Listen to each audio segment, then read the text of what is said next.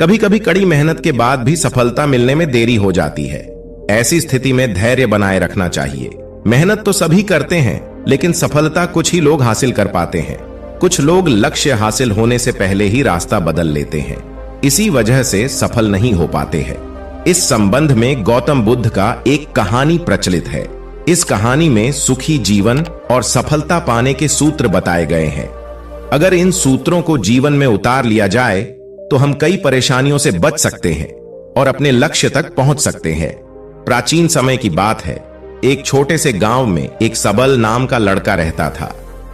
सबल उस पूरे गांव में अपनी आलस्य और कामचोरी के लिए प्रसिद्ध था। गांव के सभी लोग उसे आलसी कहकर ही पुकारते थे, क्योंकि वह पूरे दिन एक पेड़ के नीचे सोया रहता था और अपने भविष्य के बारे में बड़े बड़े सपने देखता रहता था। उसके दिन ऐसे ही आलस्य में गुजर रहे थे। लेकिन एक दिन उस गांव में एक बौद्ध भिक्षु पधारे, जो कि अगले कुछ दिनों तक उसी गांव में ठहरने वाले थे। बौद्ध भिक्षु गांव में भिक्षा मांगते और दिन भर लोगों को ज्ञान बांटते और रात्रि में गांव के बाहर बने बौद्ध मठ में विश्राम करते थे। बौद्ध भिक्षु जब भी भिक्षाटन के लिए जाते और भिक्षा लेकर वापस लौटते, तो वह हर बार सबल को उसी पेड़ के नीचे लेटा हुआ पाते थे। बौद्ध भिक्षु कुछ दिनों तक ये सब देखते रहे और वो समझ गए कि ये लड़का मानसिक आलस्य का गुलाम है। एक दिन जब बौद्ध भिक्षु भिक्षा लेकर वापस लौट रहे थे, तब वह उस लड़के के पास गए। भिक्षु ने सबल से कहा कि बेटे, मेरे पास तुम्हारे लायक एक काम है। मैं चाहता हूं कि तुम उस पहाड़ी की चोटी तक जाओ और वहां से मेरे लिए एक पंख लेकर आओ। लड़के ने लेटे लेटे ही अपना सिर पहाड़ी की तरफ घुमाया और उसकी सबसे ऊंची चोटी तक अपनी नजर दौड़ाई। उसके बाद उसने बौद्ध भिक्षु की तरफ देखा और कहा, यह असंभव है, मैं उस पहाड़ी के शिखर तक नहीं जा सकता, मैं बहुत आलसी हूं। बौद्ध भिक्षु ने मुस्कुराते हुए कहा, अरे लेकिन मुझे जिस पंख की तलाश है वो इस पहाड़ी के शिखर पर भी नहीं मिलेगा। वह तो इस पहाड़ी के दूसरी तरफ एक गुफा के अंदर मिलेगा, जिसके लिए इस पहाड़ी के शिखर तक चढ़कर दूसरी तरफ नीचे उतरना होगा। लेकिन वह कोई साधारण पंख नहीं है।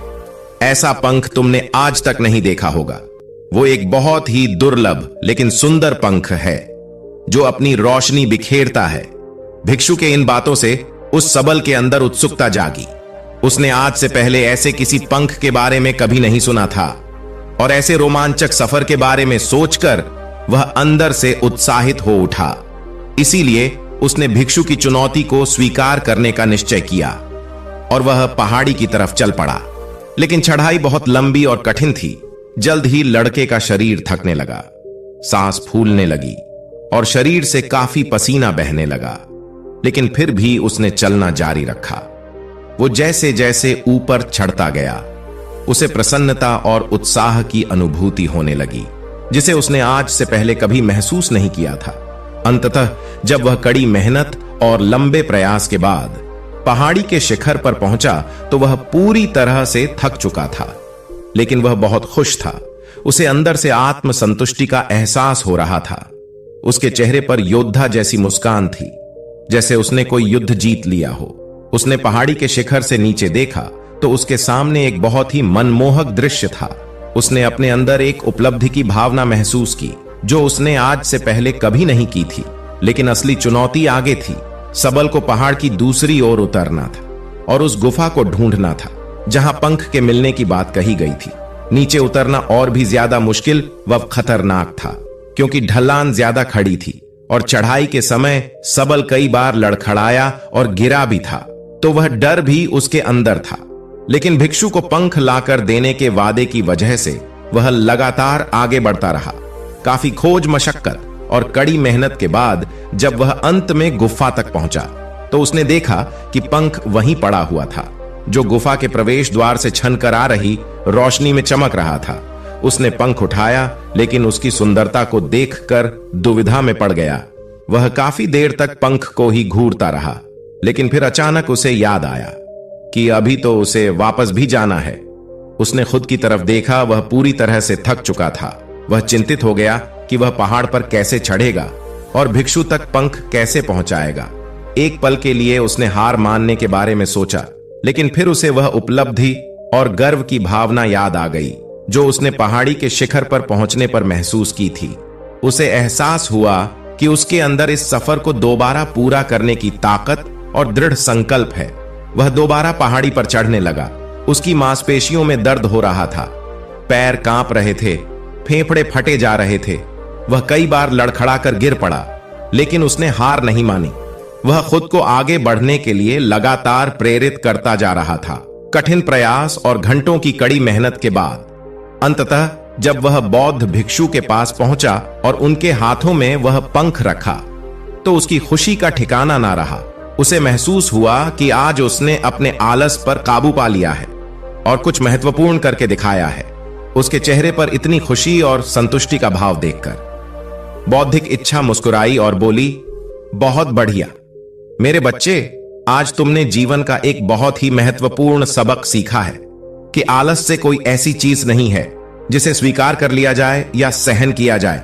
आलस्य पर काबू पाना एक चुनौती है, यह एक बाधा है जिसे पार करना ही होगा।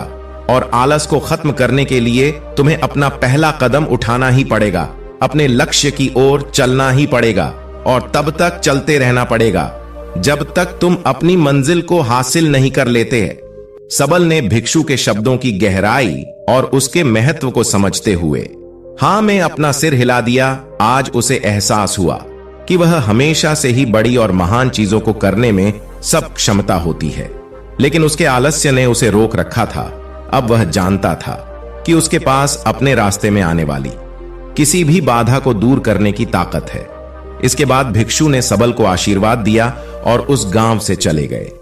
इस कहानी से सीखने वाली बात यह है कि जब हम असंभव लगने पर भी अपने लक्ष्य को प्राप्त करने के लिए खुद को आगे बढ़ते हैं, तब हम अपने भीतर एक ऐसी ताकत और दृढ़ संकल्प की खोज करते हैं जिसके बारे में हम पहले कभी नहीं जानते थे। आलस्य पर काबू पाने के लिए हमें खुद को चुनौती देनी चाहिए और बड़े व महत्वाकांक्षी लक्ष्य बनाना चाहिए। फिर चाहे वो लक्ष्य कितने ही मुश्किल क्यों ना हो, हमें लगातार खुद को अपनी शारीरिक और मानसिक सीमाओं से अकेले रहना चाहिए और असफलताओं व बाधाओं का सामना करने पर भी अंदर से मजबूत बने रहना चाहिए।